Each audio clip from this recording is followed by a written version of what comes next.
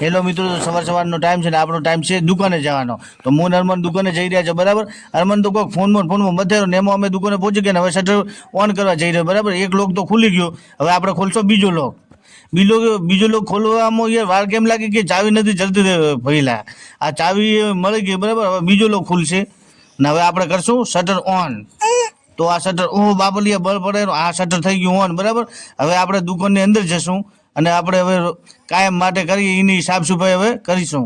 તો હવે આપણે જોડે આવી જશે એક મારું ખાસ હથિયાર. જોઈ લો, આ હથિયારથી આપણે રોજ સાફ સફાઈ કરવા છો, બરાબર. એટલામાં તો યાર એક પાર્સલ આવી ગયું અને આ પાર્સલ ખોલતો મારા બાપના મને તો પરસેવો મળી ગયો.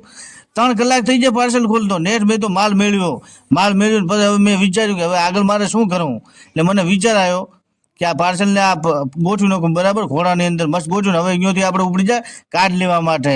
તો અહીંયા કને આપણને અશોકભાઈ મળી જાય. અશોકભાઈ કે ચલો આપણો વ્લોગ બનાવી દો. તો અશોકભાઈને મળ્યા પછી અહીંયાથી પાછા શાકની લારીએ અને પછી ખાવાનો થઈ ગયો ટાઈમ. તો આપણે હેડો હવે જમવા માટે. તો આપણે જમવા માટે જઈ રહ્યા છે, બરાબર.